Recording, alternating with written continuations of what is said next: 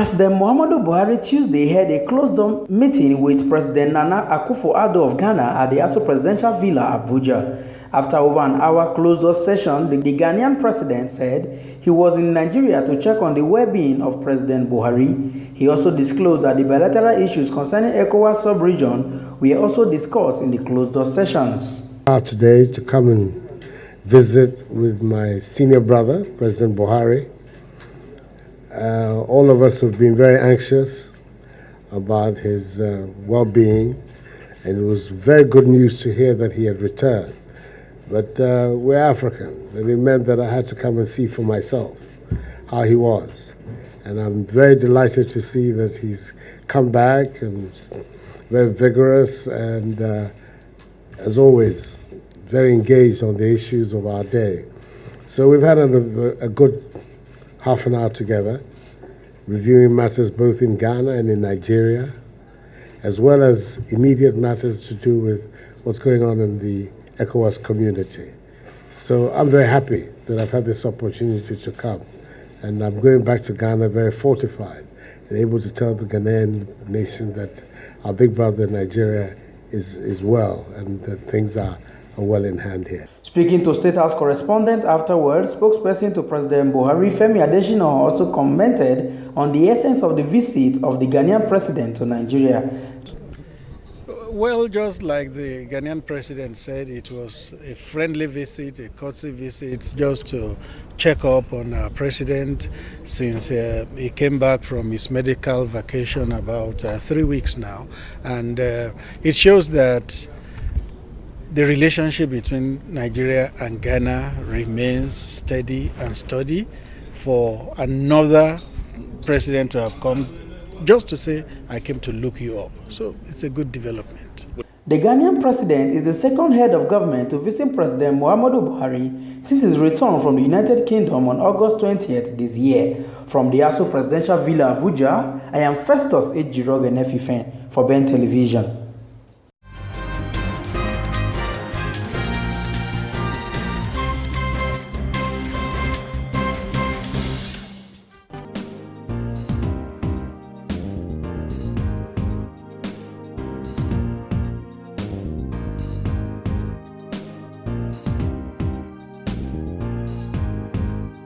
As part of its corporate social responsibility to Nigerians, Cedar Crest Orthopedic Hospital Abuja, in collaboration with Catholic Polio Clinics and Ottobock Healthcare, both in Germany, have organized a one-day sensitization and awareness workshop on management of the deformities associated with poliomyelitis. Speaking in Abuja on what necessitated the workshop and collaboration, the medical director of Cedar Crest Hospitals, Dr. Felix Ogedengbe, said it's a way of bringing succor to Nigerians who have suffered poliomyelitis in the past. Well, the purpose is twofold. First of all, we try to use every opportunity we have to draw awareness to the polio problem. Like you have heard, Nigeria is one of the few countries in the world where there is still a spread of the virus. More importantly, in the second point, we want to draw attention to those people who have suffered polio already, who are living with deformities and issues that polio leaves in its wake. And that is why we've been in discussion with the Catholic Hospital in Koblenz in Germany, because they have a center that is dedicated to the care of polio. They've not had any new infections in Germany since 1986. But they keep treating problems of people who already had polio, who have deformities and disabilities from polio. So we have these kind of problems here, and we're trying to raise awareness so that people who already have suffered from polio will have the care that they deserve. Because we are now trying to establish a definite program to look after people with disabilities, specifically from poliomyelitis. On the cost of treatment, Dr. Ogedengbe said the workshop is totally free of charge, noting that it is after the meeting that the actual cost of any outcome of poliomyelitis can be known, as no two cases need the same kind of solutions. They are completely free of charge. And we are doing this as part of our corporate social responsibility. The Koblenz Hospital are also very keen. This is treatment that people need to be able to reach their potential in life. So we're not, they're not paying for it at this time.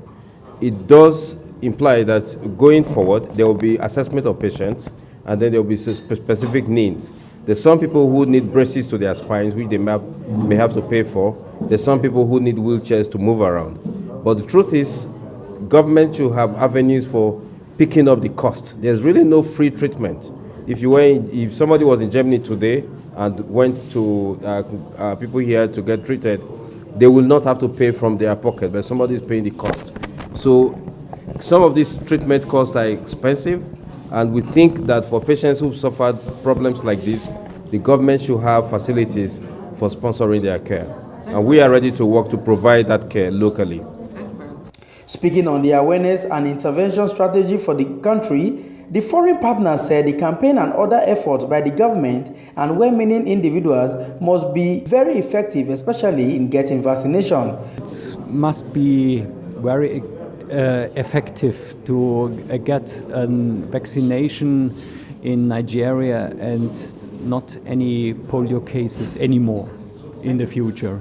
And after this, we have to think about the patients, about these people who are polio sequelas in Nigeria, and that they need some help of the public health, and that they have some orthotic devices and some treatments, special treatments, because it's possible to help people with post-polio syndrome.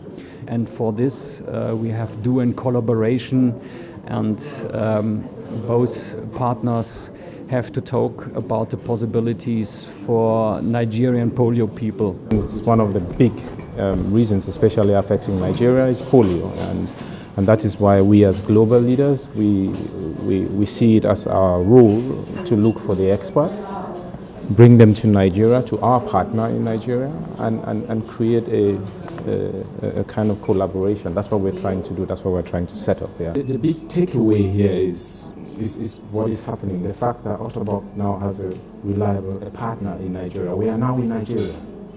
In the past, we used to do things in Nigeria. We'll come in and go away. We'll come in and support one or two programs and go away. But now we are here. On his part, Dr. Sadiq Salau, a consultant orthopedic surgeon at the Cedar Crest Hospital, Abuja, also spoke on what should be done to make sure that poliomyelitis become a thing of the past in Nigeria. Continuous enlightenment. We should not rest on our oars that we've kicked polio out. We have to, support the effort the international community is making to permanently keep polio out of Nigeria. The workshop is aimed at educating the participants on modern concepts in the management of post-polio deformities. From Abuja, I am Festus Ejiroge Nefifen for Ben Television.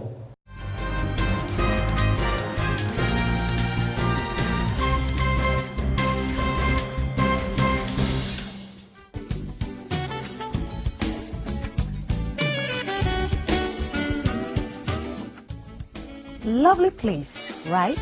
Yes. What's wrong? You don't look happy. Take a look around. Why can't my hotel be like this? I knew something was wrong, but I've got solution. Solution? What? Nanit. Nanit?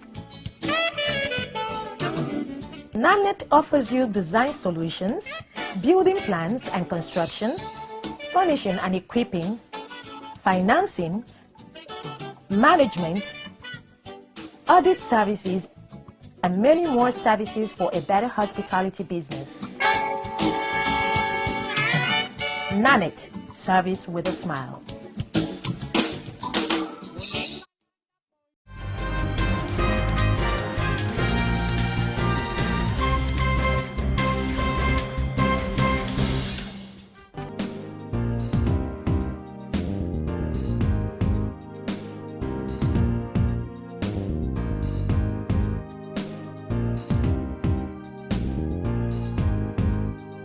Senior Pastor Shining Light Kingdom Builders Church, Tunde Dada, has called on Nigerians to show love to one another, especially now the country is experiencing hard time and agitations from separate groups. The pastor, in an exclusive interview with Ben TV in Abuja, said the church has a big role to play in the unity of the country and advocate that all parties involved should come together and negotiate in love. We must do all things in love. Love never fails. War has never, nobody wins in war. I believe that if all parties will sit down and negotiate in love, we would go far. We would go far. But everybody needs to get involved. And I also believe that the church has got to get it right.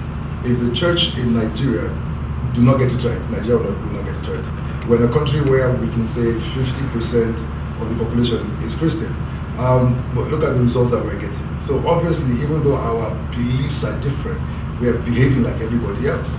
So we've got to get to a point where we know our identity and we start to act according to what that identity is, which is love.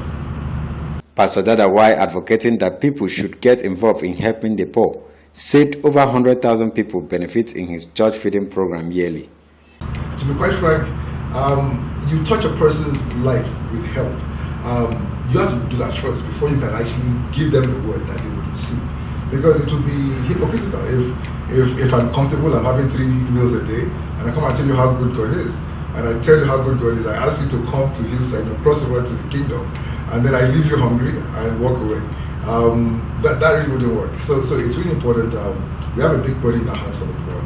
We have a lot of outreaches reaching out to the poor in different dimensions. In a year, we feed over 100,000 people in a year. Because we are at outreaches, we have people in school, we have children in school that we feed every day.